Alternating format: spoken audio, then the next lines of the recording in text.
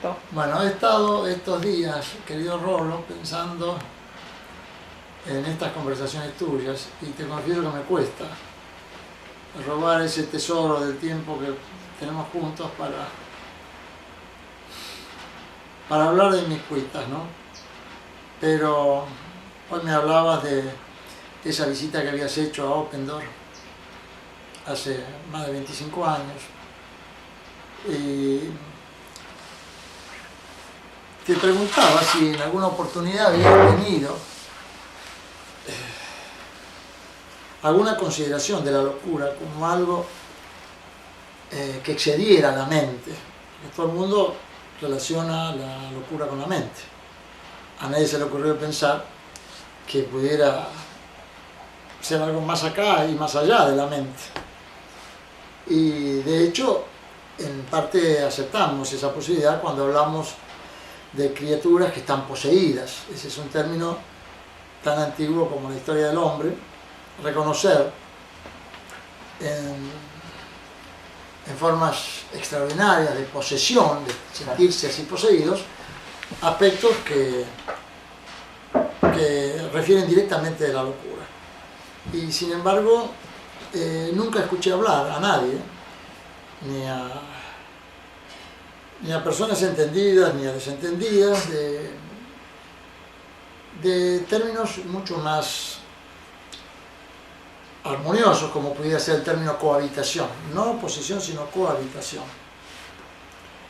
Y de hecho la única versión que yo tendría para dar de la locura, si tuviera que referir en dos palabras de ella, sería eso: referir de la locura como una cohabitación, lo cual ya implica un grado de aceptación, un grado de armonía, que no está reclamando urgencias, detenciones de nadie. Si hay cohabitación, en todo caso, también por lo sufrido, porque a eso se llega después de haber sufrido, y parte de sus sufrimientos uno advierte que fue conducido por la falta de discreción en tocar esos temas, en donde uno no había todavía consolidado el soporte, la armonía necesaria para referir de esos temas.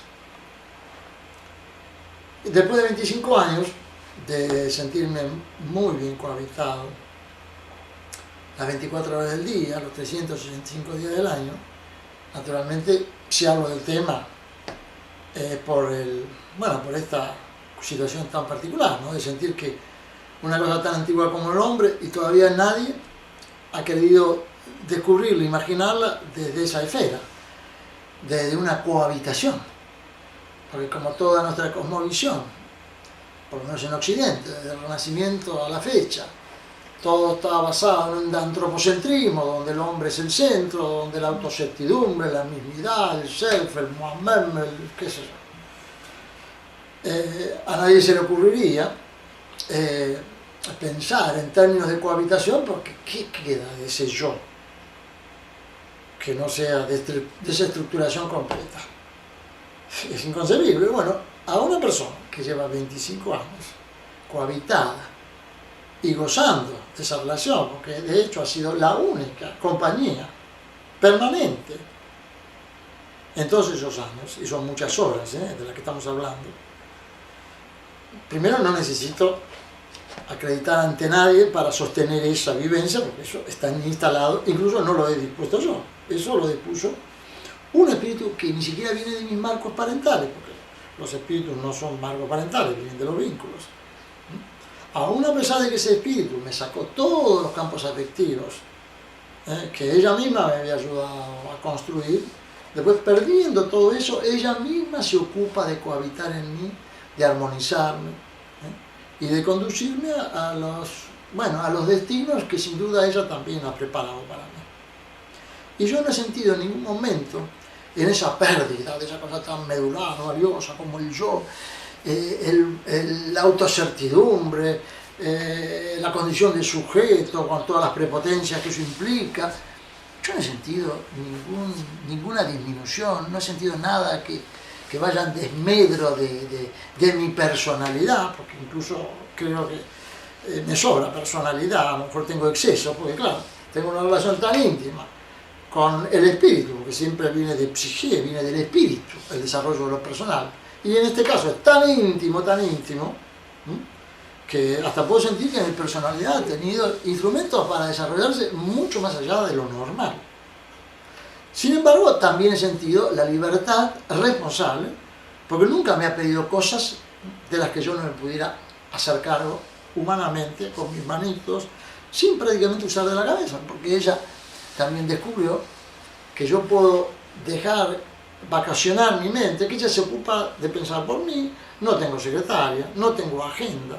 Cada mañana cuando me levanto, ella me indica en esos minutos, en esa media hora antes de levantarme, en qué dirección apuntarán mis alientos. Y yo salgo disparando contento. Nunca en 25 años me ha faltado el ánimo un solo día. Jamás he tomado media aspirina en 25 años. Jamás he visto un médico. Y me considero, pero más loco que cualquiera. Porque no pensar, no haber usado la cabeza en 25 años, no me considero un tonto. Haber podido trabajar con espíritu poético, con afectividad en cada cosa que he puesto. Cosas muy sencillas, pero no por eso han dejado de conformar huella de carácter poético. Nunca he tenido necesidad de estimar mis esfuerzos, nunca de presupuestarlos, de proyectarlos. Nunca he sentido necesidad de partir, de alejarme del lugar que amo. Bueno, no es poca cosa. Y todo eso construido no desde el moi, desde el mí mismo, desde mi mismidad, desde mi autocertidumbre, de mi yo, sino desde esa cohabitación.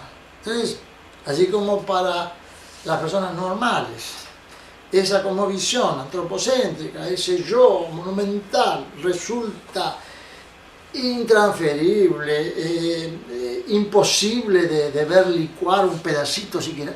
A mí eso, yo no sería capaz de venderle esa noción, ese antropocentrismo, esa cosmovisión, ni al pato Donald.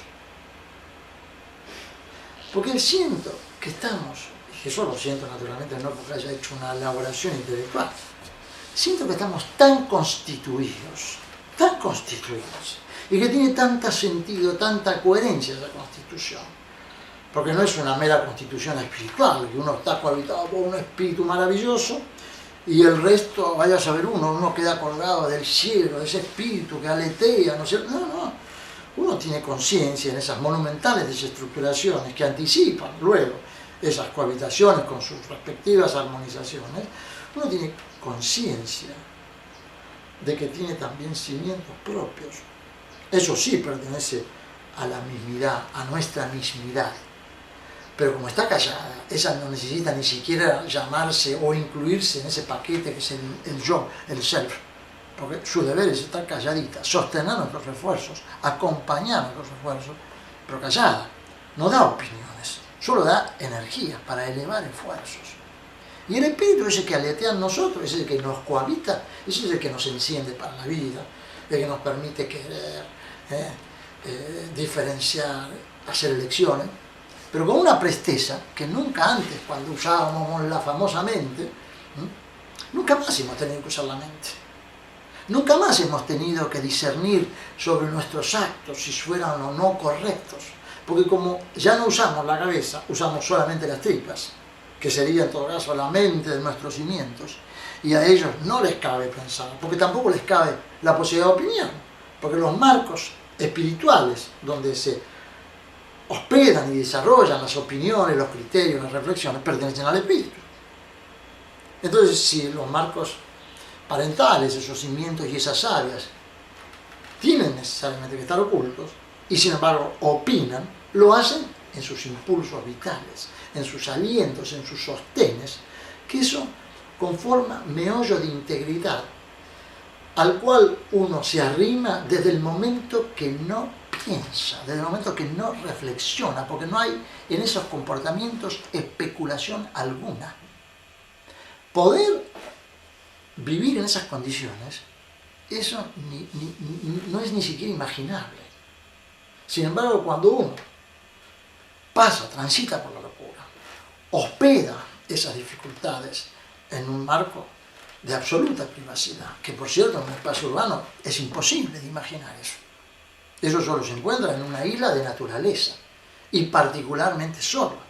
Situaciones que sin duda todos los médicos ya saben, eso va directamente, es una vía única a la esquizofrenia. Pues eso mismo, siempre resalto, como puerto final de la locura, la esquizofrenia.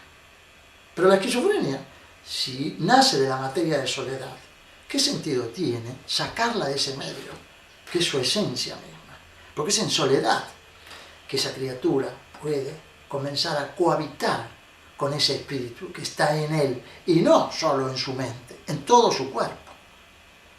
Seguramente tú y muchos de los que alguna vez pudieron estar escuchando este relato tan loco, recordarán aquella película de Hay una chica en mi cuerpo, tan graciosa, con Steve Martin, donde un cacharro le cae en la cabeza a este tan gracioso personaje y queda cohabitado en uno de sus hemisferios por una mujer. Por supuesto, en la película, brevemente, en términos muy lúdicos, aparece el relato de esos descalabros, cuando él se siente internamente cohabitado en una porción, ya ahí es una posesión, no es una cohabitación, y como en breve la película, en menos de 15 minutos ya está resuelto ese drama, y se transforma en una cohabitación que se deviene entrañable. Eso tan extraño para los que no tienen estas vivencias, resulta lo más entrañable para el que las tiene. Por supuesto que ese personaje después lucha todo lo que resta de la película para poder completar esa vivencia. Otra película que también relata eso, y no en términos lúdicos, sino muy sentidos, pero un poco cargados de temor, es la película Ghost, La sombra del amor, en donde Woody Woodbury, esa negrita tan simpática, en algún momento acepta, por cómo ha quedado comprometida su relación con el difunto que la solicita, acepta que este hombre joven entre en su cuerpo para desde ese cuerpo hablar con su novia. Y en ningún momento en esa película aparece una aceptación por parte del que tenía ese cuerpo con aptitudes esquizofrénicas para hospedar vivencias de este tenor. Pero hay un material muy sentido que desarrolla este guión, que hace viable la transmisión de esa vivencia a un guión cinematográfico, y todo el mundo recuerda esa película con mucho cariño y hasta con coherencia, aunque seguramente para la mayoría de los espectadores eso no pasa a ser una de las tantas formas del realismo mágico que también reconoce todas las literaturas contemporáneas y no tan contemporáneas. Pero de hecho, yo no soy literatura, soy una criatura como cualquiera de ustedes, y estoy hablando de esto que bueno, coloco estos films en esta charla para que tengan un correlato mínimo que enfoque, sin desenfoque, sin dar muchas salidas a desvíos de lo que intento decir, para que si están confundidos acepten esa confusión y no busquen ponerle motes de realismo mágico ni nada de eso. Bueno, primero porque en todos los ámbitos que me han rodeado estos 25 años, hablando de marcos familiares y marcos amicales, estas historias las han venido recogiendo de mí 1000 veces.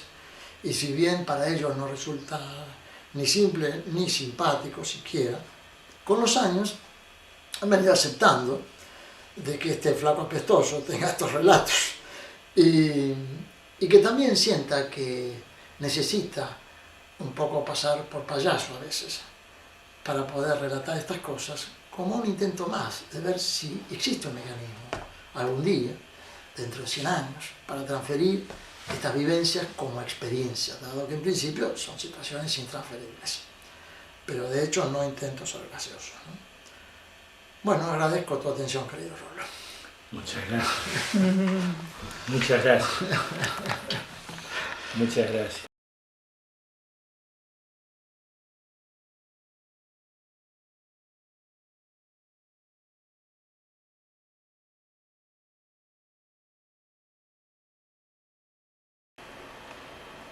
Bueno, recién hablaba contigo, Rolo, y me detuviste para que no hablara sin tener la oportunidad tú de grabarme. Bueno, he tenido como siempre azares que me han ayudado a crear marcos que facilitan estas referenciaciones, y son marcos que ya gozan de crédito sobrado, y por eso los traigo a tu consideración. Tal el caso de Jung, que se dio como pocos a observar estos fenómenos de los cuerpos oscuros, de esas materias primas verdaderas, calladas, tan ocultas, que él ni siquiera les pone nombres, ni artículos, ni nada, simplemente cuerpo oscuro. Bueno, a mí me tocó de suerte no experimentar como él de pacientes con estos fenómenos, sino simplemente vivirlos yo mismo, así que no tengo inconveniente en hablar, pero me resulta muy apropiado traer a consideración los rescates que él ha hecho con sus criterios muy trabajados, ¿no?, de estas situaciones. Él reconoce al alma no como un ámbito, sino como un arquetipo. Él dice no necesitar de imaginar al alma como ámbito, como cáliz contenedor, sino simplemente como un arquetipo colectivo que cuando toca el alma produce una conmoción donde poco probable que quede algo que no esté hecho pedazos. Por eso todas las referencias poéticas que se hacen al alma tienen que ver con esos, pertenecen al campo del fenomenal, ¿no?, con esas manifestaciones miméticas que a través del arte siempre dan anticipos de ese devenir, y generalmente en otras criaturas, no en los artistas. Así que me caben como mucho más referenciadoras las opiniones de Jung cuando señala al alma como a un arquetipo generador de descalabros, no como aquellas otras referencias que vienen del campo de la poesía, en donde el alma, bueno, tiene que ver con cosas un poco más seductoras. Y Jung hace referencias también muy acertadas a lo que tiene que ver con lo personal. Él señala, recalca, y lo hace muchas veces, que siempre lo personal tiene que ver con psique, con el espíritu, con el vínculo. Porque sin duda, lo personal es lo que nos diferencia. Y no pertenece a los campos de la identidad. Lo idéntico, eso sí tiene que ver con los marcos parentales. Con lo que no cambia, si no fuera porque hay algo que nos trasciende a través del amor. Entonces, eso que nos particulariza es lo personal. Eso viene del espíritu, viene del vínculo, viene del amor. No tiene que ver con la identidad, sino con lo que la enriquece, que es lo personal. Lo personal, entonces, no tiene que ver con nuestra identidad, sino con el vínculo, con el amor, con los que nos trascienden. Eso es lo personal. De hecho, te podría dar referencias, pero no sé si no me voy a ir un poco más lejos.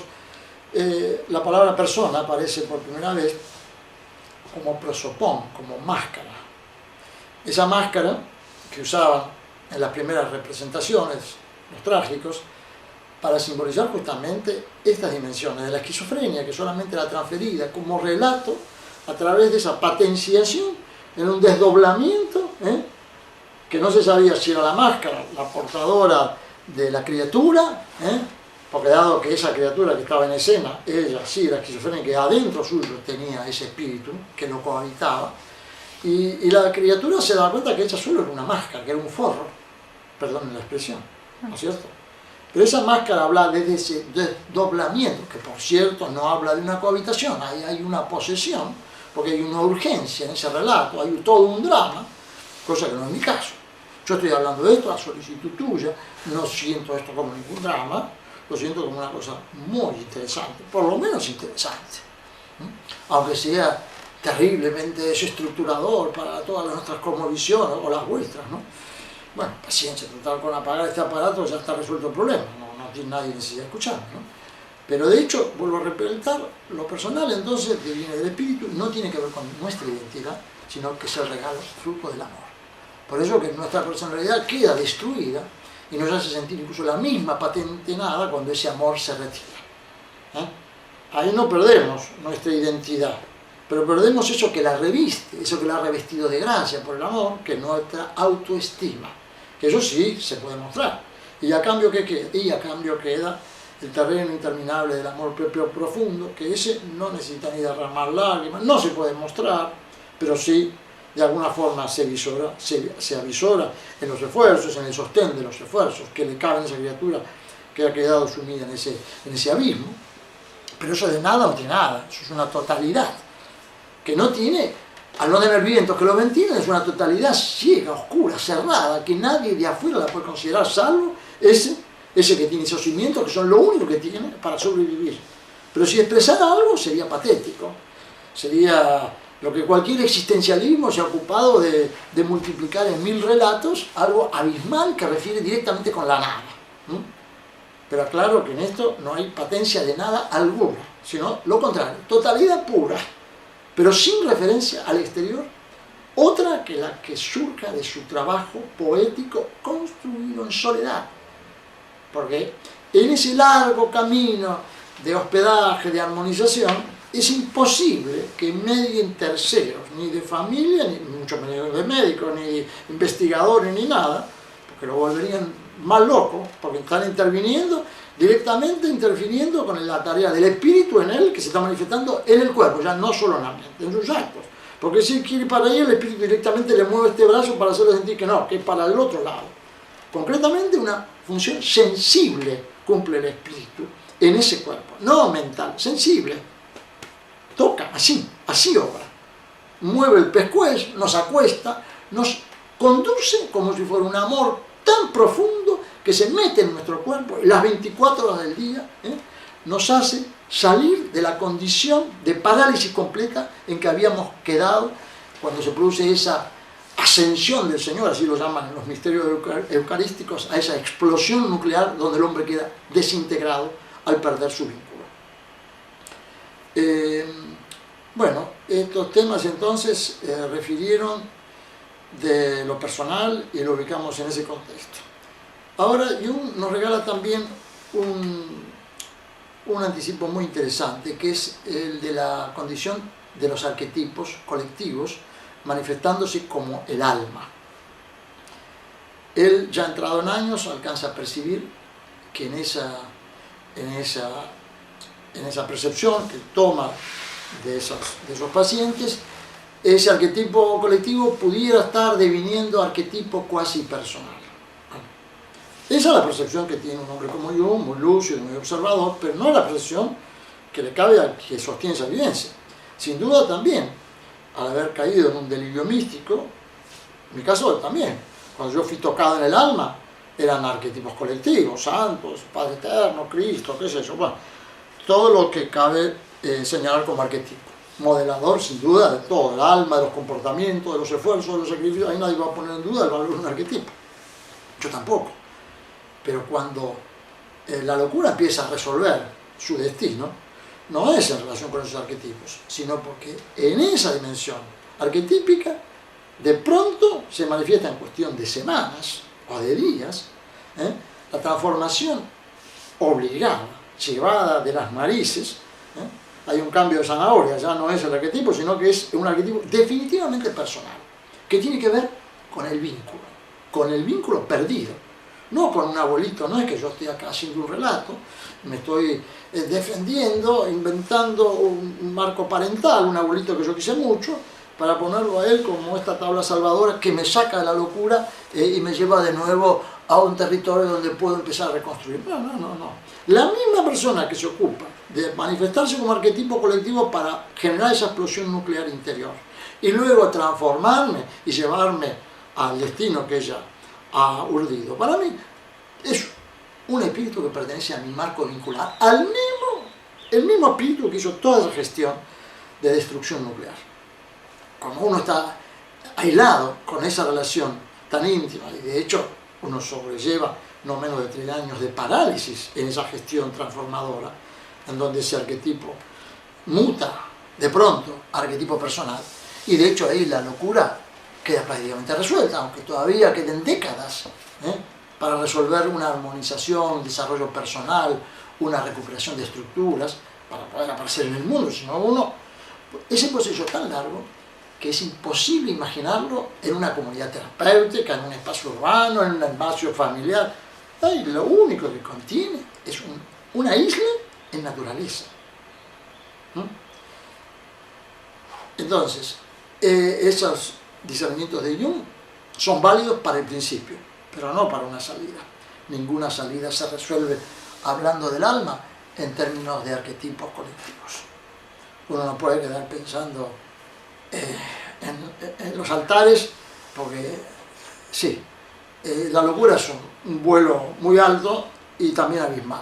Y en algún momento tenemos que aparecer en la tierra, queriendo ese regreso a la tierra, para trabajar, para recuperar afecto, para aparecer como una persona normal. Seremos normales, no nos cuesta mucho, no es que tenemos que aparentar ser normales, porque de hecho queremos ser normales, y por eso, aunque tengamos todos los días, y percibamos milagros todos los días, de ayudas, de azares que hacen conveniente y saludables nuestros esfuerzos, de hecho apretamos el acelerador para nunca analizar la conveniencia o no de nuestros actos.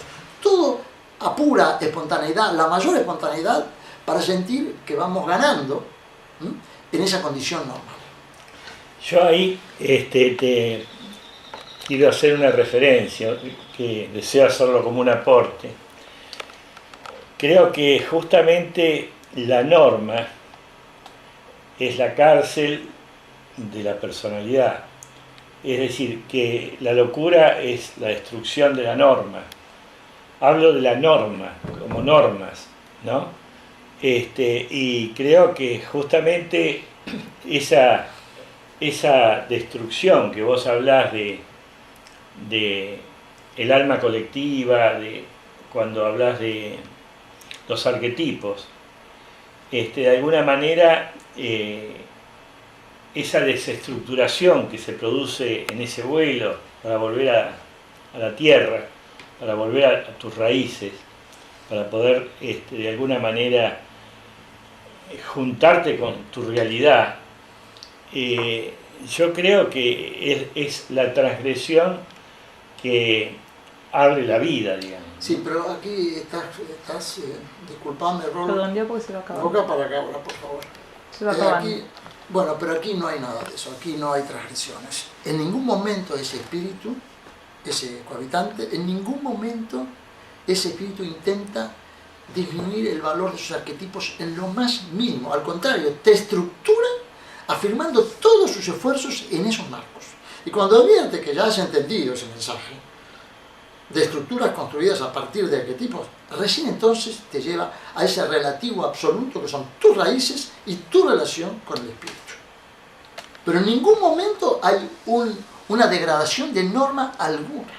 Lo que pasa es que es tanto el regalo que has recibido que es necesario que vos aparezcas como rompiendo las normas del pensar, del analizar, del meditar, para poder ser íntegro con tu mayor espontaneidad, porque no hay otra forma de expresar integridad que con la mayor espontaneidad. Esa es la única herramienta que tiene la sinceridad interior para desarrollarse. Gracias. Muchas gracias. Gracias a vos. No, por favor. ¡Rolo! ¡Hombre! ¡Hombre! Bueno.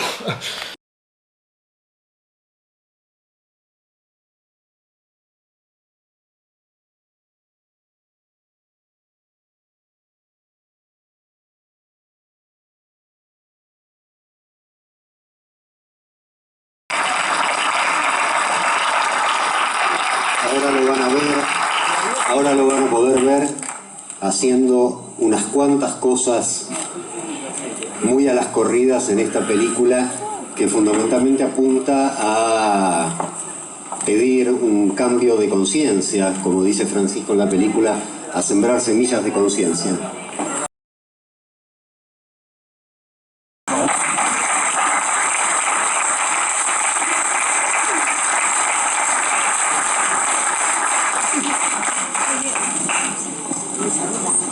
¿Por qué no incluir el estudio de todo esto que has expuesto en los programas de estudio universitarios? ¿Te imaginas el escándalo que es esto para el CONICET, para el Instituto Nacional del Agua? Estar serruchando un viejo desconocido. sin otra currícula que la de burro. No, yo creo de que La tapa de la tumba de Isaac Newton. el ser humano ha crecido gracias a el constante estudio de todos los temas. Así es. Y además que haya una interdisciplina entre todos los niveles. Ingeniería, inclusive en el año 78 le dieron el premio Nobel de Medicina al ingeniero que inventó la tomografía computada. Pero eso tiene que pasar por disposición divina. No, Porque es un cambio de paradigma de 180 grados. hace falta más Francisco. Bueno. Ah, no, bueno, está bien. Entonces, vamos a eso, que yo llamo los logoi. Es una palabrita muy chiquitita, 5 letras, que aparece muy pocas veces en la obra homérica, 2800 años atrás. Y esa palabrita se ha traducido de 1000 formas, pero la más original habla de candelas que iluminan el altar homérico. ¿Y qué es eso?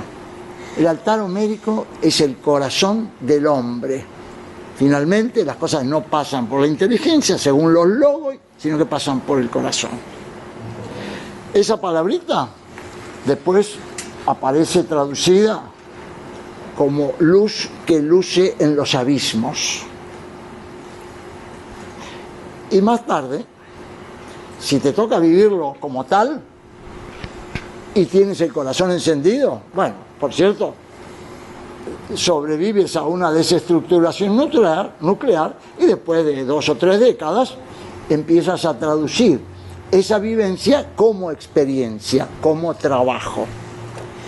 Si lo llevas al campo de la ciencia, eso termina siendo calificado como simple locura, esquizofrenia aguda, grave o como sea. En mi caso la he traducido como esquizofrenia esdrújula, puesto que la advierto armonizado. Siento que si he trabajado 37 años debo haber padecido esas lucecitas que siempre tienen que ver con el amor vincular. Cada vez que tienes una pérdida, se enciende una de esas lucecitas. Lo que aprendes de esas pérdidas, tú ya tienes el pelo blanco, algo entenderás. Pero si el tamaño de la pérdida fuera mayor de lo que uno advierte todos los días, bueno, te toca vivir desestructuración nuclear completa. Esos temas. Después de pasar por allí, que son, en el caso que te salve de los médicos, de las pastillitas y de las internaciones, son no menos de 3 años, que a mí me tocó en suerte pasarlo en una isla de naturaleza, en ese lugar maravilloso, que está en una ciudad que se llama la ciudad de los pájaros, del Viso, una pequeña población, 13, 14 mil habitantes, que ni siquiera reconoce una plaza. Ahora, ¿cómo sobreviven los pájaros en un ámbito así? No sé, pero a mí me tocó en suerte, siguiendo un sueño, la noche de los Reyes Magos, comprar esa parcela, que después descubre también por un azar, entro por error, en el archivo histórico de Geodesia, me entiendo que esa parcela había sido propiedad de 2 familias durante 336 años. La última familia entra en 1685 y se marcha en 1936. 230 o 240 años. Algo que en América eso inconcebible. Pero las huellas de afectividad que dejaron esas presencias familiares allí, sin duda fueron las que, estimo, participaron de esa lucecita encendida en ese altar homérico y me ayudaron a sobrevivir, a armonizar mi vida y todo lo demás.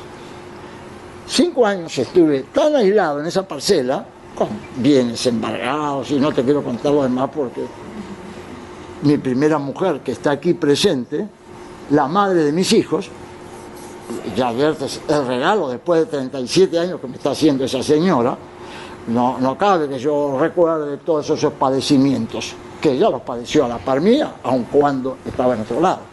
Bueno, de esos 5 años, los vecinos de enfrente, que hay un pequeño barrio, decían que allí había un sacerdote que hacía 5 años que estaba haciendo un retiro espiritual.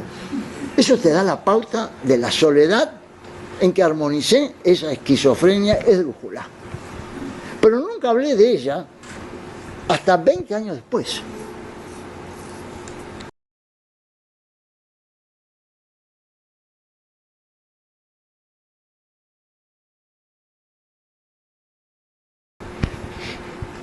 Y 5 años después de haber padecido esa desestructuración nuclear, con esa primera armonización en Isla de Natura, en completa soledad, aparece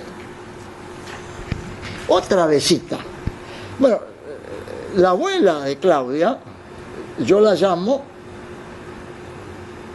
mi lechuza, porque es una mujer con un capital de gracias en vida amasado, extraordinario, que me tuvo de los 17 años que he vivido con Claudia. Otra pregunta, Sí, porque ahora le digo, porque si no, Estudiando lingüística histórica. vamos a tratar de permitir que Sí, alguien sí, nos sí. pregunte, Bueno. porque si no va a ser él. Perdón. No, digo, alguien Sí, más por ahí. yo quiere te escuché ahora, permíteme que me termine de explicar. Voy a hablar de los pajaritos, de Delviso, Bueno, para que entiendan de dónde viene esta materia, que es más importante para mí, mucho más novedosa que el tema de las aguas, porque tú me hablabas de que esto lo va a cambiar la ciencia, y esto no lo va a cambiar la ciencia, si antes no aparecen esos pajaritos. Por eso quiero hablar de ellos. Entonces, primero la lechuza, que me llevó al campo de la crítica en semiología, de la lingüística histórica, estudiar chino antiguo, cualquier locura. Terminé en un loquero, dormía 2 horas por día. ¿Cómo no me iba a enfermar? Y eso mi pobre mujer me lo tuvo que bancar hasta que no me bancó más. Después apareció otra besita, que era una calandria. porque siento que me puedo diciendo Esa que alguien calandria más quiere hacer una pregunta y por ahí tenía no se una puede, nieta. porque si no, no vamos a- Que era la nieta mayor del hijo menor del fundador de esta ciudad, de Pedro el Duro. Así que hoy siento que aquí también esa besita, esa calandria, algo nos ha aportado. Lo que le debo a esa ave y a esa mujer es la construcción de ese lugar. En pobrezas, en qué sé yo, todo lo que me toca, de eso no voy a hablar. Vamos a seguir a la otra visita. Parece con esa mujer 19 años. Pero a los 15 años de estar con ella, me tocan suerte enterarme de que estaban en pie unos caseríos en la tierra de mis ancestros, y al volver del País Vasco, tan redoblada estaba en mi identidad que esa calandria alcanzó a devolverme la expresión. Alcancé a escribir, siendo que había quemado, cuando entré en ese delirio místico, 3.000 libros, y nunca más había leído un libro en mi vida, como tampoco hasta ahora. Nunca más he leído un libro.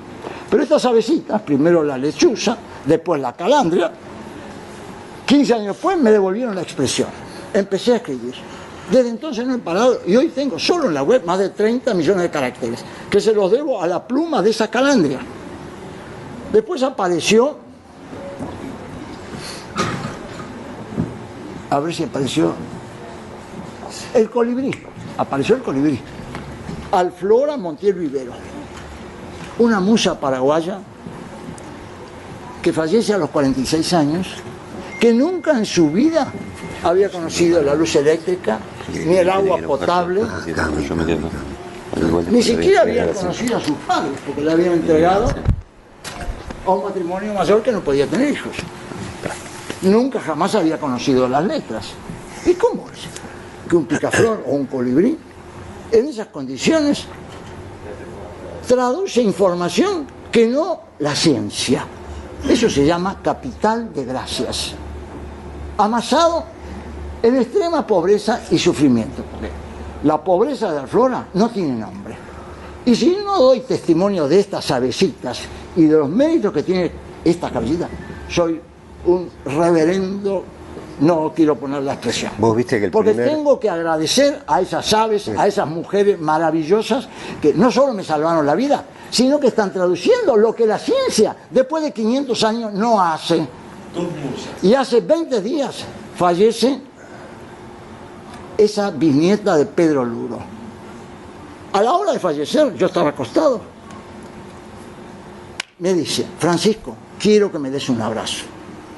Y a las 5:45 de la mañana, a la hora que siempre aparecen estas aves, me dice: Francisco, me voy a ocupar de tus filmaciones.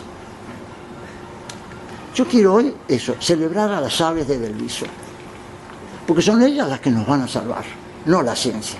La ciencia algún día despertará, nada más.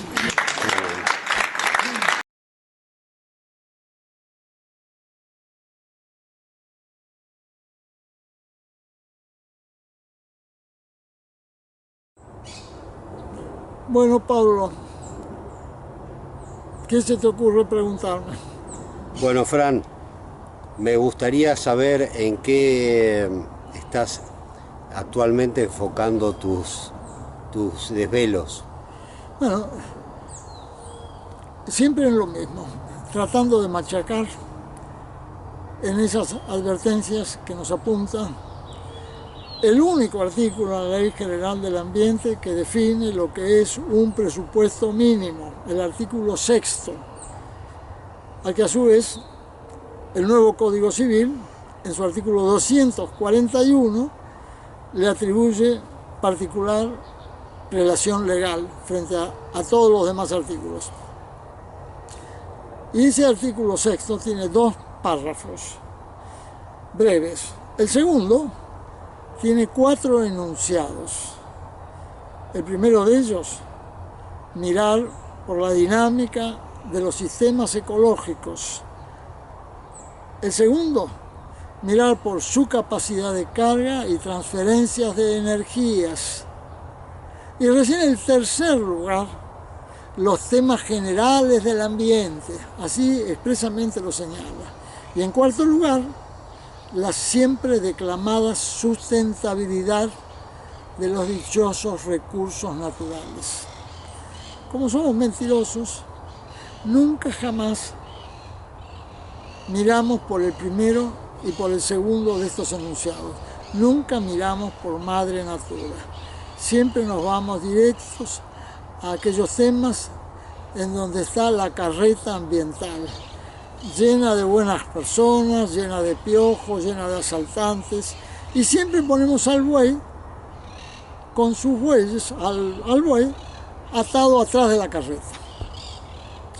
Bueno, lo que vengo tratando en estos últimos 18 años es reiterar el valor de ese artículo 6º, el orden de esos enunciados, puesto que es inútil pretender alterar ese orden.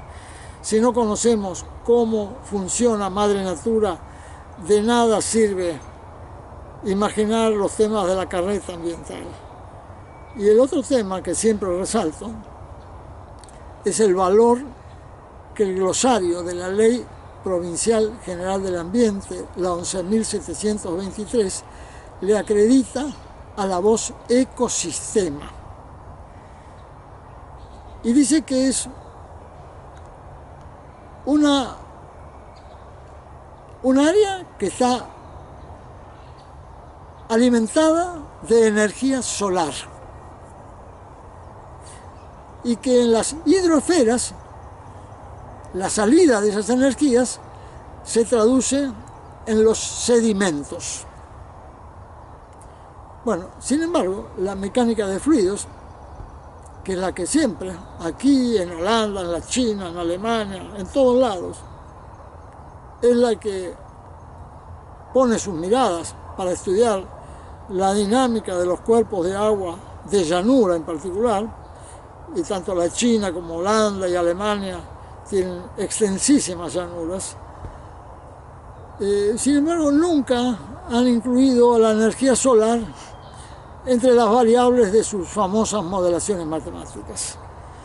Así que imaginar que una ciencia pueda estar cargando errores paradigmáticos de más de 300 años ya nos permite imaginar las cargas que tiene que sobrellevar Madre Natura por parte de estos científicos que presumen tener todo tan organizado que a los distintos ecosistemas los enlazan no con observaciones particulares, sino con modelos matemáticos. Con inferencias matemáticas ellos resuelven todas las particiones que la misma ciencia viene fundando desde hace 500 años. La palabra ciencia significa eso, viene de la raíz skei, raíz indoeuropea que significa cortar, separar, escindir. De hecho, to sint en inglés es cortar, y de ahí viene la palabra science, ciencia. O sea, ya ellos mismos en su propio nombre acreditan que cortan, que separan, que escinden. Y después con el sello de la voz ecosistémico, que la usan para condimentar todo tipo de ensaladas, con las pretensiones holísticas que carga la voz ecosistémico, resuelven esos enlaces, pero nunca jamás con observaciones concretas. Y de hecho, a esas millones de particiones que nos ha regalado la ciencia, le cabe desarrollar observación puntual a cada uno de los enlaces. O sea, no basta con enlazar dos ecosistemas. Así por caso, para una tributación estuarial, la salida del río Matanzas al río de la Plata, al estuario del Plata, reclama por lo menos la intermediación de siete ecosistemas diferentes. Y hay que buscar los enlaces entre cada uno de esos 7 ecosistemas. Ese fue el primer trabajo que presenté en octubre del 2010 al primer Congreso Internacional de Ingeniería, celebrado en la Argentina. Allí vinieron 26 ingenieros de 26 países, ingenieros hidráulicos de 26 países. Y el propio ingeniero Juan Carlos Jiménez, que había sido presidente del Colegio Argentino de Ingenieros, y era el que presidía el comité de los trabajos a seleccionar para ese congreso, me felicitó siempre desde los abstracts que yo había presentado, 5 trabajos. Me pide si por favor los podía resumir en 2, porque eran muchas las presentaciones que hacía. Entonces que los resumiera en 2. Y así fue que en el mes de agosto, cuando había llegado la hora de presentar los trabajos definitivos, presento esos 2 trabajos. Me vuelve a felicitar, pero me pide si podía bajar un poco los decibeles, porque él ya advertía que esos trabajos iban a ser un escándalo para esos ingenieros de 26 países, porque la mirada era tan distinta a la que surgía de mecánica de fluidos. Esta era mirada por termodinámica de sistemas naturales abiertos y enlazados, que es lo que le da sentido a la voz ecológica. El enlace es lo que funda el concepto de ecología. Bueno, que le dije que sí, que iba a tratar de bajar los decibeles. Pero cuando me puse a trabajar vi que mis musas, en lugar de bajar, subían los decibeles. Entonces, le mando un mail diciéndole que me retiraba del Congreso, agradeciéndole todos los aprecios, que no todos publicados, en la página del Estuario del Plata, /convec2.html. Ahí están los aprecios del ingeniero Juan Carlos Jiménez. Y bueno, ahí se cortó la relación. Eso fue la primera semana del mes de agosto. Y la primera semana de octubre, el Congreso era 17, 18 y 19 de octubre del 2010, la primera semana de octubre me escribe la secretaria del ingeniero Jiménez diciéndome que le envíe esos 2 trabajos así como estaban. Bueno, envío los trabajos, me dan los diplomas firmados por Conrado Bauer, los grandes popes de la hidráulica, pero no los publican. Fueron los únicos trabajos que no se publicaron. Se ve que esa advertencia que ya había expresado Juan Carlos Jiménez, el presidente del Colegio Argentino de Ingenieros, seguía bien viva, y se da cuenta que instalar cambios de paradigma sin que mediaran algunos encuentros previos era una propuesta que él no se animaba a hacer. Así que desde entonces han pasado 12 años. Eso, por supuesto, todos esos trabajos están publicados. Yo inmediatamente los publiqué en la página del Estuario del Plata sin pedir permiso a nadie, ¿no? Obvio. Y desde entonces vengo trabajando. Empecé a trabajar en estos temas con miradas de termodinámica en febrero del 2004. O sea que ya llevo 18 años trabajando esa mirada. Bueno, no sé qué más me querrías preguntar, Pablo. Me gustaría saber, vos tenés. Sí, yo tengo una pregunta. Fran, vos siempre decís que tus musas son las que inspiran y te empujan a trabajar en esto. Claro, claro. Que estás intentando demostrar que la ciencia particiona y que no ven los enlaces. Yo quisiera saber, en todo este proceso de tu trabajo, ¿qué enlaces fueron tejiendo tus musas, una a una? Bueno, la primera de mis musas fue la abuela paterna de la madre de mis hijos, que después de separarme de mi familia, siendo que había sido la única mujer que había conocido en mi vida, la primera mujer, con ella me casé, y después de tener 3 hijos y 18 años casado, yo no aceptaba estar separado, y bueno, entonces como única forma de defensa me puse a rezar, y recé tanto que caí en delirio místico. Entonces me internaron en un loquero, 2 meses allí, después me sacaron, pero me mantuvieron medicado con pastillas otros 4 meses más. En esos 6 meses yo naturalmente conocí algo más allá de los campos experienciales de la existencia. Me topé de frente con campos vivenciales que no alcanzan a ser traducidos con palabras, porque entonces volvemos a ser catalogados como delirantes, encerrados, y terminamos empastillados. Así que aprendí a guardar silencio durante 20 años. Todo esto sucedió cuando yo tenía 37 años. Y 9 meses antes de esta desgracia, yo había alcanzado a tener un sueño que me indicaba comprar una parcela rural. Y bueno, era tan particular el sueño, y justamente un 6 de enero, el día de los Reyes Magos, yo mismo, ese mismo día me levanto, voy en mi inmobiliaria, me muestran este lugar, hago una contraoferta y a los 15 días lo compro, sin consultar a nadie, ni siquiera consulté a mi esposa, a nadie.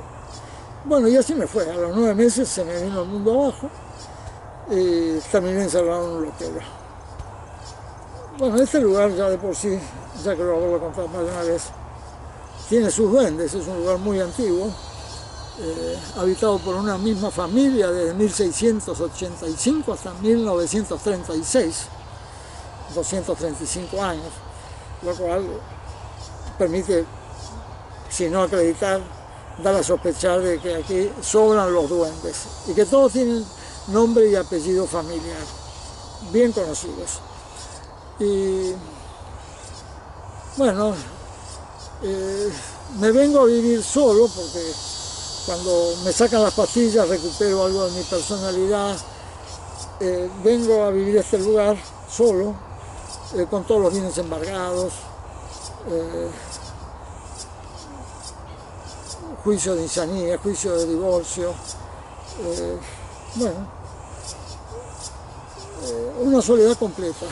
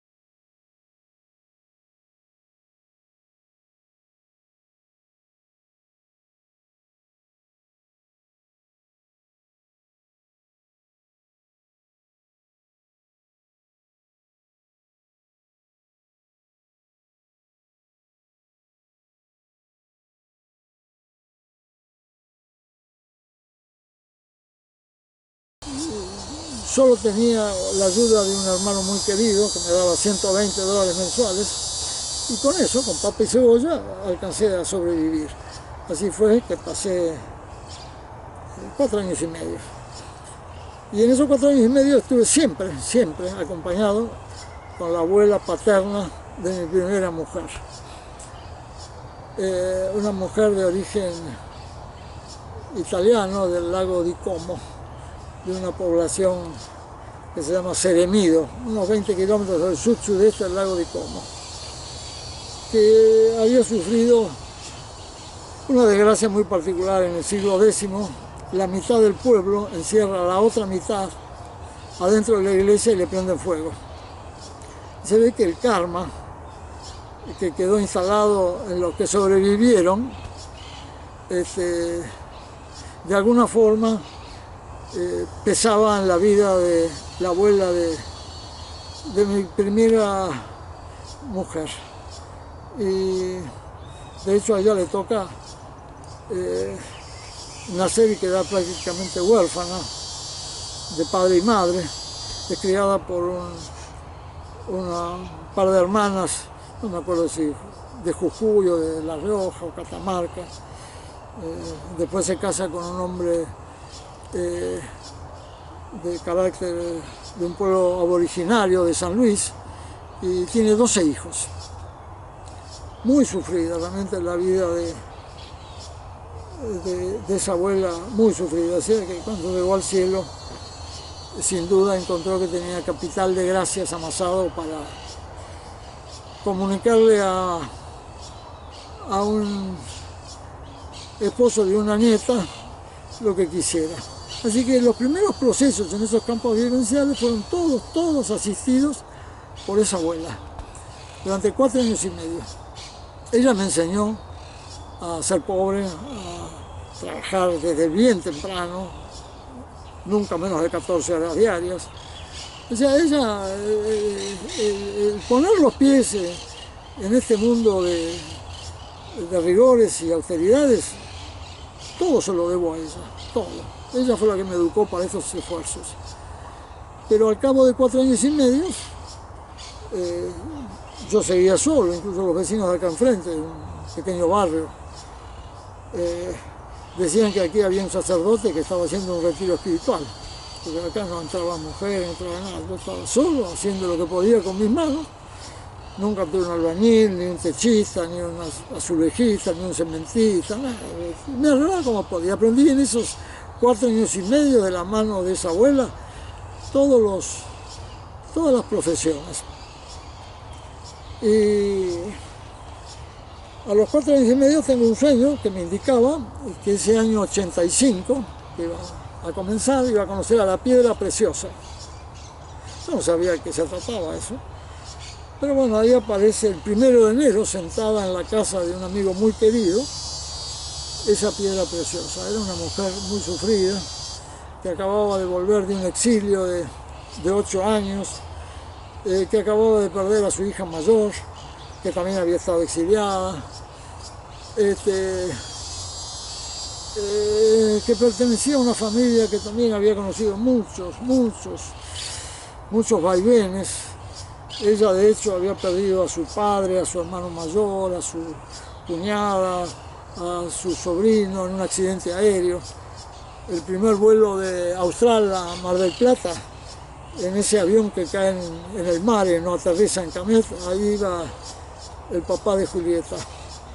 Y eso le provocó a toda esa familia una conmoción que después tuvo sus consecuencias. Y bueno, gracias a Julieta yo recuperé una relación humana más o menos normal. Comencé a sentir el valor del vínculo, a tener las energías, la inspiración y los ánimos para construir todo lo que está obrado en este hermoso lugar tan antiguo. Y así que a Julieta le debo todo lo que está a la vista en este lugar. Y de hecho hay 2 páginas web, una se llama amoralhuerto.com.ar y la otra se llama paisajeprotegido.com.ar. Ahí ustedes pueden ver todo lo obrado gracias al amor de Julieta. Bueno, y así fue que Julieta me acompañó durante 19 años. Ella era 14 años mayor. Y sin embargo, quizás eso me facilitó darme cuenta del valor de la mujer, ¿no? Que siempre hablamos de la igualdad de género, por lo menos de lo que se escucha últimamente. Y de hecho también he resaltado muchas veces que es imposible hablar de igualdad de género cuando la revista Science hace ya más de 20 años dio noticias de que la mujer tiene un cromosoma que es 240 millones de años anterior al del hombre. Así que por más que hagamos historia de un Homo erectus, de un Homo sapiens y de una ontología del habla y de una ontología del lenguaje y de todo lo que queramos imaginar, si no nos hemos enterado en 1.000.000 de años de que la mujer es algo opuesto y complementario al hombre, pero infinitamente superior al hombre, bueno, si la mujer ha querido que el hombre se imagine el macho creador y qué sé yo, bueno, aceptemos de que la mujer nos ha regalado esa presunción, ¿no? Pero si algún día nos enteramos de lo que vale una mujer, sepamos valorar lo que es una mujer, aunque haya partido. Y de hecho, Julieta cuando parte me dice eso, ¿no? Que aproveche y que me busque una más joven. Bueno, partió Julieta de mi vida y a los 6 meses aparece aquí una chica paraguaya muy sufrida. Acababa de perder a su madre. La madre había fallecido a los 48 años, madre de 9 hijos, de una pobreza descomunal. Nunca había conocido las letras, ni el agua potable, ni la luz eléctrica, ni siquiera había conocido a sus padres, porque le habían entregado un matrimonio mayor que no podía tener hijos. Y bueno, a los 3 días de conocer a esa criatura que se pasaba el día llorando, la mamá que acababa de fallecer se mete en mi cuerpo como quien se pone un guante en la mano. Yo no sé si ustedes recuerdan la película Hay una chica en mi cuerpo con Steve Martin, u otra un poco menos graciosa, Ghost, la sombra del amor. Bueno, eso mismo, pero en los dos hemisferios. No era que yo estaba con un hemisferio cohabitado y con otro no. Y bueno, de estos temas, la Biblia y todas las religiones dan reconocimiento, pero siempre en términos de estar poseído. Yo nunca me sentí poseído, nunca. Siempre me sentí cohabitado. Claro, si uno se siente poseído, no tiene más remedio que ir a buscar auxilio, a un psiquiatra, qué sé yo.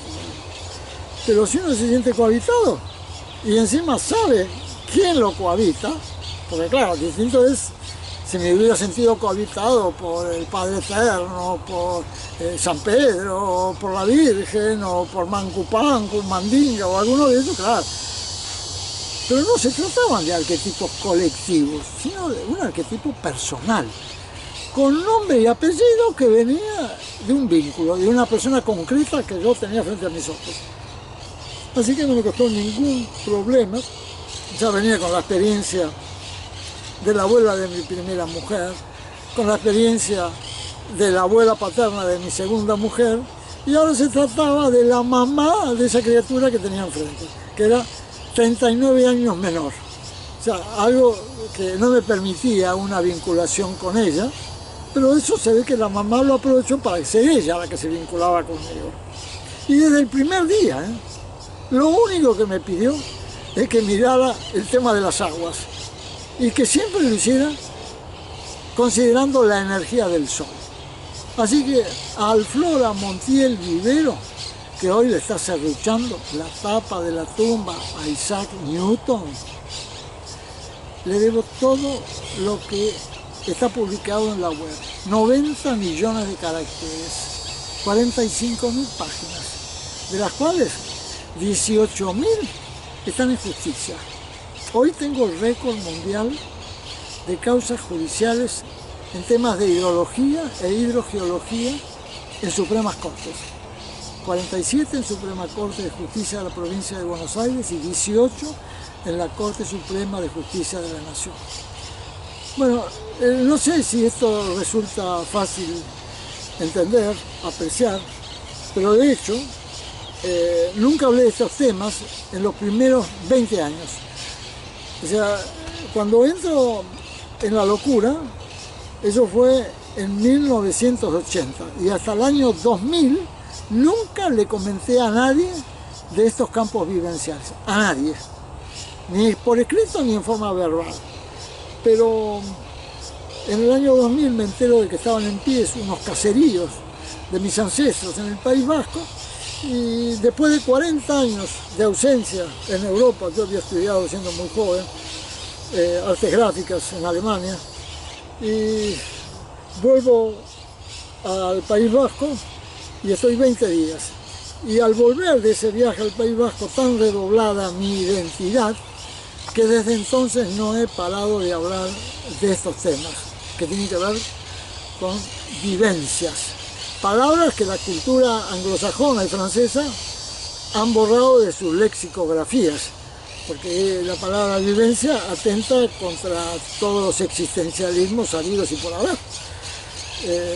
Entonces ellos lo traducen como expérience vécue, participio pasado de experiencia vivida, siendo que las vivencias tienen carácter flotante, permanente.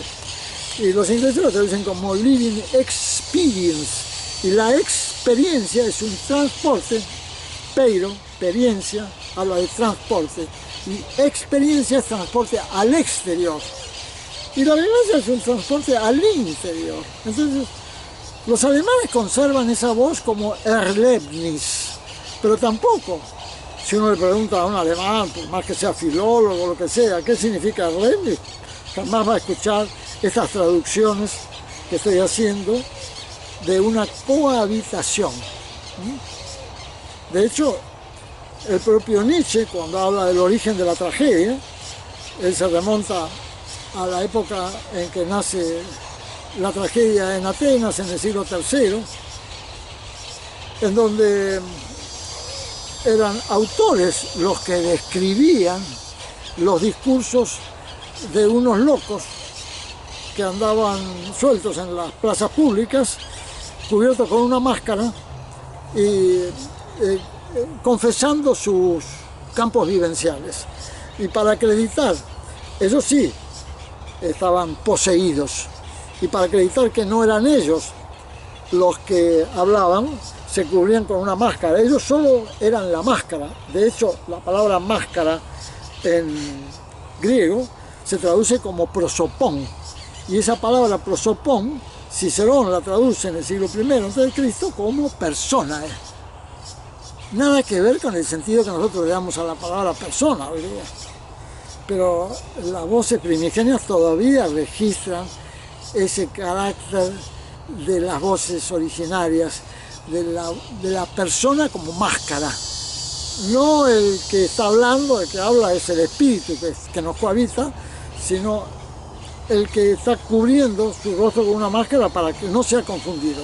El que hablaba en verdad no era el que tenía registro de su aparato fonador, sino el que estaba cubierto con la máscara. Bueno, Nietzsche entonces no alcanza a penetrar lo que va de una posesión a una cohabitación, pero es el primero que traduce esos campos vivenciales fuera de los marcos religiosos y jurídicos que hasta entonces regían.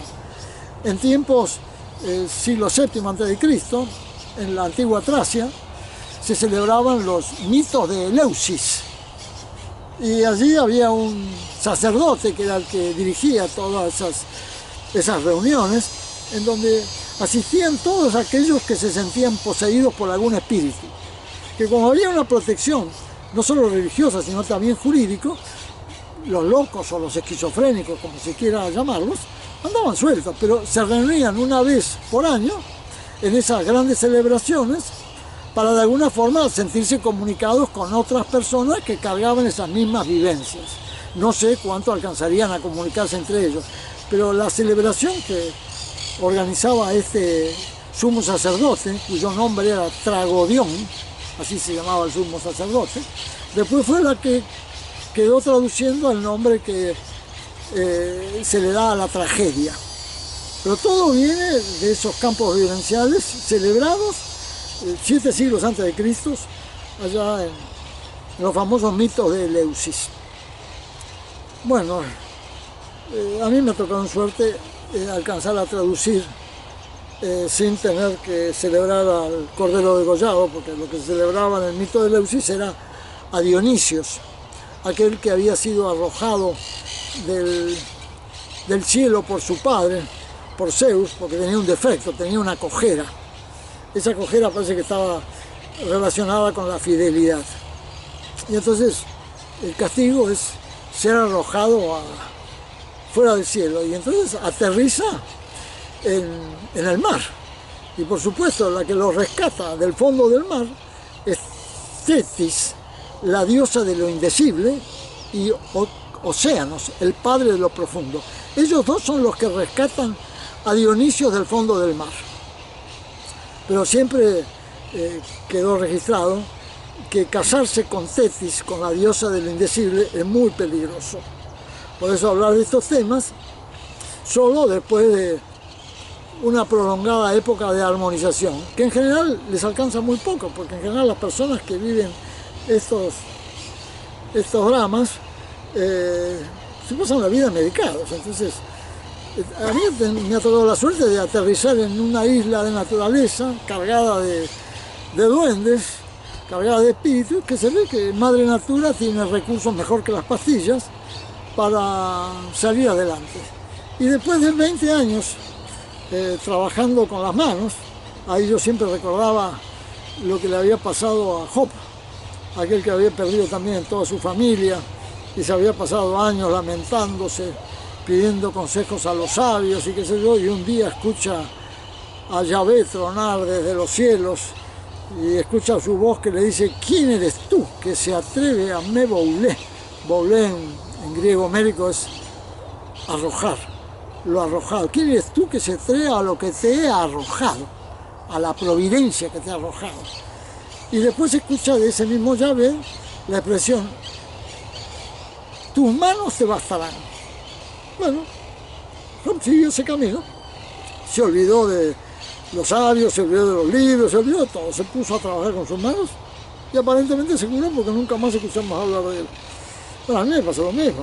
Yo hasta ese entonces había estudiado como un burro, había llegado a quemar 3.000 libros para tratar de recuperar vidas, campos afectivos y no seguir sumergido en la vida intelectual.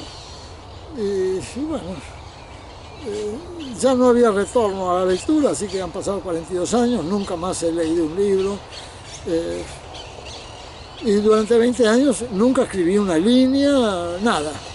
No tenía ni teléfono, ni televisión, nada, solamente trabajar como un burro. Pero después de 20 años, y ya cohabitado por la abuela de Julieta, Stella Livingston, ya con ella empecé a escribir. Y ya había empezado a trabajar en los temas del agua, pero no con la mirada desde termodinámica. Yo veía barbaridades en cursos de aguas cercanos, acá en el arroyo Pinazo, el arroyo Burgueño. Y ya en el año 96 había empezado a hacer presentaciones administrativas de estos temas. Así que en denuncias administrativas ya tengo cumplidos los 25 años. El 6 de noviembre de 1996 hago mi primera presentación al ministro Toledo, que era ministro de Infraestructura de la provincia de Buenos Aires. Y después, cuando aparece en mi vida Alflora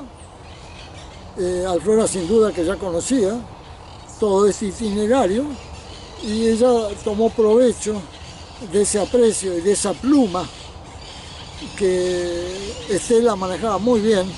Estela realmente tiene una pluma fenomenal. Y bueno, entonces simplemente me mostraba lo que luego yo en el Google Earth o en imágenes de la NASA iba a transitar. Y hoy el Google Earth nos da resoluciones de hasta 40 centímetros por píxel, así que ahí podemos investigar lo que se nos ocurra. Después hay software para medir batimetrías con un nivel de fidelidad asombroso. Hoy el que quiere estudiar estos temas no necesita salir de su casa, ni comprarse libros, ni tener consultas con investigadores del CONICET, ni nada, porque de hecho el tema para ellos es tan abismal que nunca van a dar respuesta. A mí me han llegado a visitar, eso fue en diciembre del 2010. Después de esas presentaciones en el Congreso Internacional de Ingeniería me vino a visitar Jorge Simonelli, el ingeniero Jorge Simonelli, el decano de los ingenieros hidráulicos del Instituto Nacional del Agua. Él había sido uno de los padres fundadores del INCIT, del Instituto Nacional de Ciencia y Técnica Hidráulica. Y el doctor Loparo, el titular del INA, le había pedido que viniera a verme para agradecerme por los trabajos en defensa de los bañados del Luján. Y bueno, me comentó que había estado 2 meses leyendo mis trabajos antes de animarse a hablar conmigo. Pero me confesó, después de ese encuentro de 3 horas, que ahora estaba con más problemas que antes porque no sabía cómo iba a volver a relacionarse con sus pares. Porque el cambio de paradigma en cosmovisión hidráulica era de 180 grados. Pero la honestidad de ese hombre de 82 años fue maravilloso. Y ahí me di cuenta que solo hombres niños pueden aceptar un cambio de paradigma sin volverse locos, sin querer matarse. Porque implica reconocer que todo lo que han hecho a lo largo de la vida lo han hecho espantosamente mal, aun cuando hayan puesto su mayor honestidad, lo mejor de su conciencia. Pero el enterarse de eso es terrible.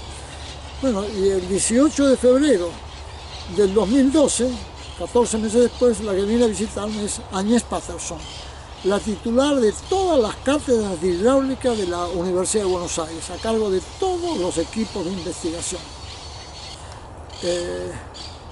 Agnès me preguntó si podía venir aquí. Agnès acaba de cumplir 58 años, si mal no recuerdo, el 5 de febrero, 3 días después que este burro cumpliera 80 años. Y Agnès me pregunta, puesto que nunca había sabido de ella, y ella me había conocido no sé de qué manera, me pide si la podía recibir. Y yo dije que encantado. Bueno, así que viene acá al medio del campo, acompañada de un ingeniero especialista en imagen satelital, porque quería saber cómo generaba mis bancos de imágenes. Bueno, después también de 2 horas y media, 3 horas, se fueron los dos con los ojos blancos.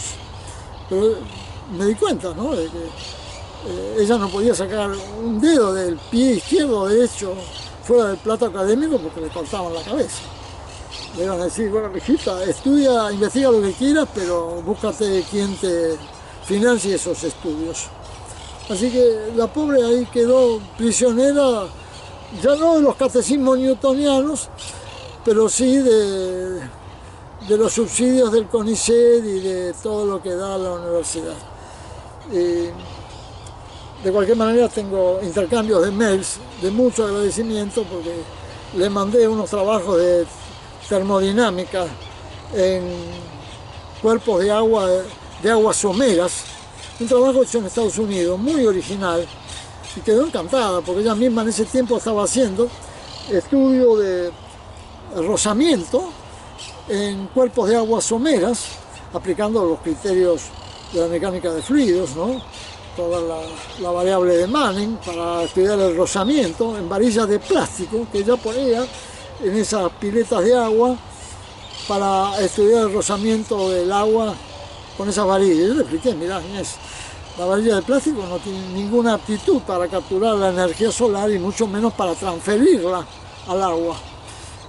Fue tan simple el encuentro con ese de alto contraste, con eso que ella me explicaba del trabajo que estaban investigando en ese momento, que cuando lo reafirmo con un trabajo que hablaba expresamente de ese tema, Y también miraba por termodinámica, no con el discurso ya mucho más desarrollado, que me había tocado suerte durante ya 6 años desarrollar.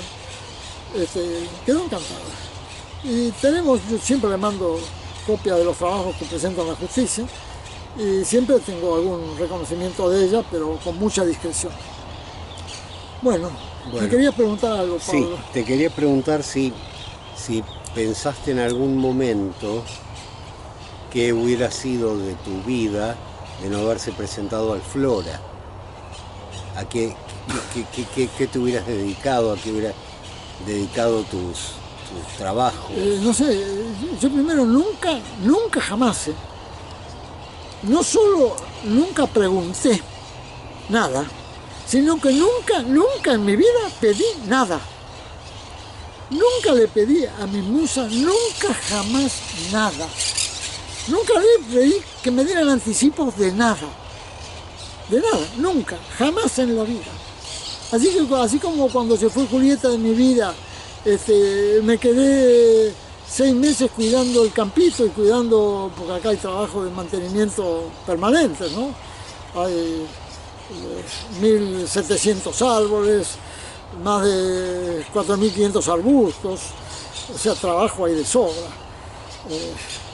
Pero bueno, en 6 meses cambió mi vida.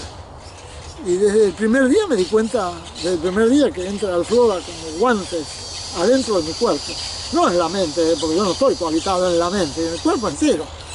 Desde el pescuezo, o mejor dicho, desde acá hasta el diafragma, que en tiempos de Homero, el diafragma decían que era el centro de las emociones. Las vías aéreas están cohabitadas por el espíritu que viene del amor vincular.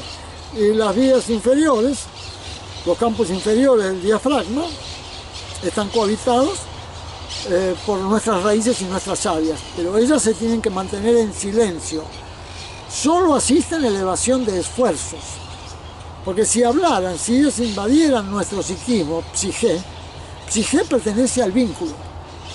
Psique se sentiría muy molesta si nuestras raíces y nuestras sabias entraran a hablar en nuestro psiquismo. De hecho, un día recuerdo, estando muy solo, muy triste, tengo una imagen de mi abuelo Sebastián, que pasa por mi mente 3, 4, 5 segundos, no sé, la simple imagen del abuelo. Eso me había pasado ya muchas veces antes. Toda la vida sentí que el abuelo tenía ese don de sacarme la tristeza. Yo veía la imagen del abuelo y se me iba la tristeza. Y yo estaba aquí cerca trabajando en unos surcos donde estaba plantando flores, y de pronto, muy triste por cierto, y de pronto tengo la imagen del abuelo. Y bueno, la tristeza se me desaparece en el acto, pero en el mismo momento que desaparece mi tristeza aparece la abuela de mi primera mujer, furiosa, muerta de celos. Y me dice: no te creas que tu abuelo tiene más poder que yo. Yo tengo mucho más poder que él. Bueno, desde ese momento nunca más toleré su presencia. Las cosas que le he hecho, no en voz alta, sino a los gritos, para echarla de mi vida, nadie se lo puede imaginar.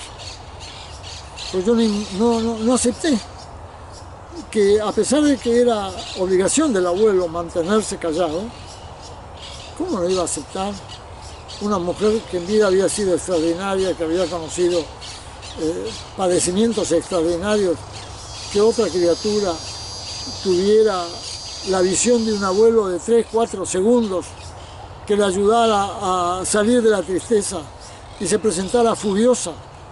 Se presentó el cuerpo entero, claro, difunta, pero el cuerpo entero. La vi frente a mis ojos, furiosa, recitándome esa expresión que para mí fue una verdadera maldición, porque desde ese día nunca más la toleré, nunca más.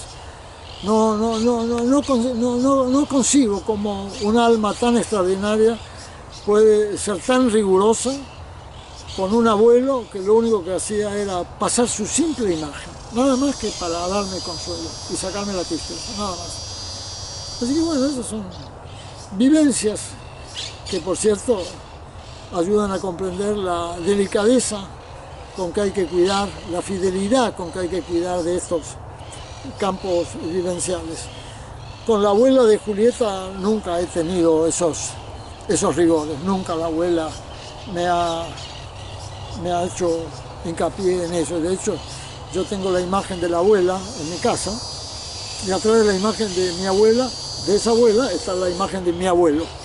Porque lo siento los dos como ángeles de la guarda, cuando el abuelo no es un ángel, es un cimiento y unas sabias, raíz y savia. Y esas características que vos apreciaste, ¿serían características de ellos en vida también? Bueno, los padecimientos de la abuela de Claudia fueron monumentales, porque ella, el hecho de no haber conocido a sus padres, casarse con un hombre muy humilde, vivir en un desierto, en un área desértica. Yo conocí la casa de piedra que ellos habían levantado, el matrimonio había levantado a 40 kilómetros de la capital de San Luis. Realmente un lugar de una pobreza increíble, desértico completamente. Así que el valor de esa vida, yo no tengo ninguna forma de imaginarlo, descomunal.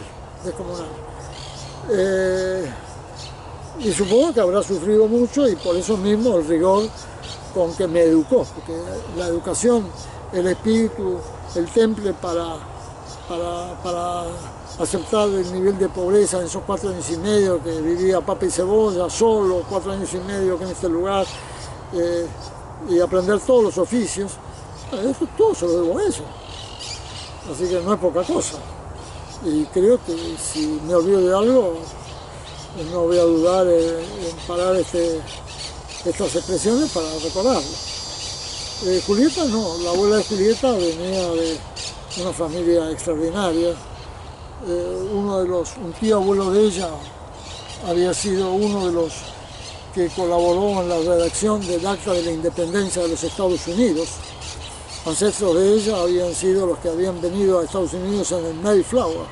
Así que la tradición de los ancestros de Julieta es sencillamente descomunal. La cultura que tiene, bien la luce en la pluma. De hecho, si ustedes ven la redacción que yo hice para presentar, bueno, yo hice, no, que hizo Estela, porque ella es la que mueve mi pluma. Cuando presento el pedido para participar como tercero en la causa B67491 del 2003, una pequeña causa de hidrología urbana en la Corte Suprema de Justicia de la Provincia de Buenos Aires, invitado por el director y el subdirector el secretario y subsecretario de la Oficina de Demandas Originarias de la Corte.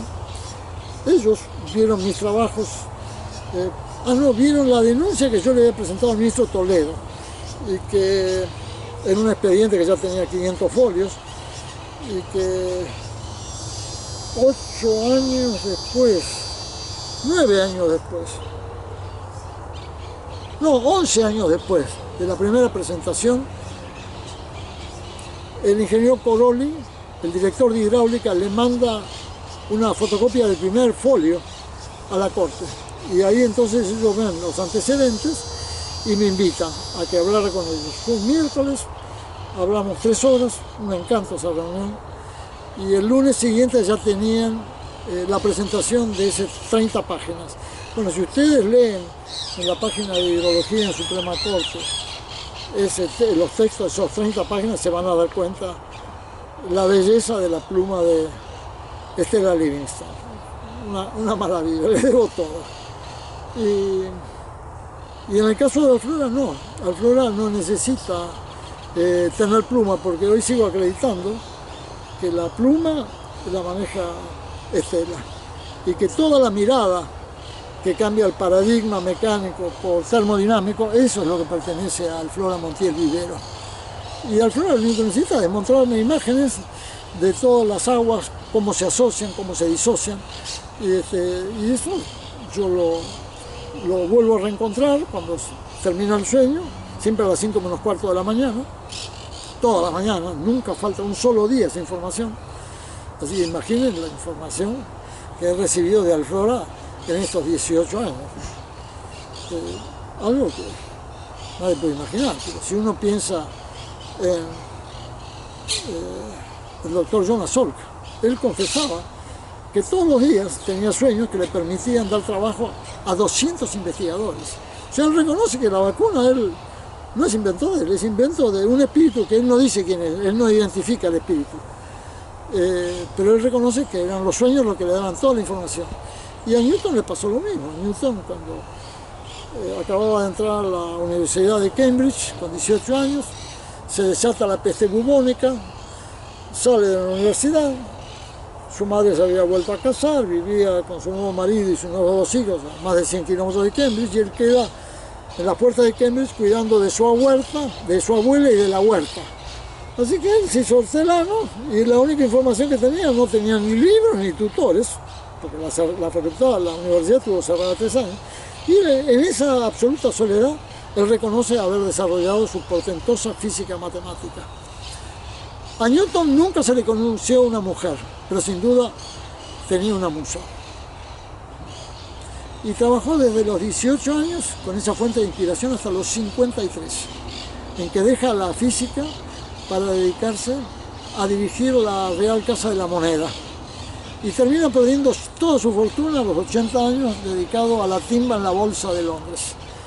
Así que hasta los más sabios son capaces de estos metaversos que llevan al hombre a creer que el dinero es lo que vale y no la relación con las musas, que sin duda Newton la tuvo y no la supo cuidar.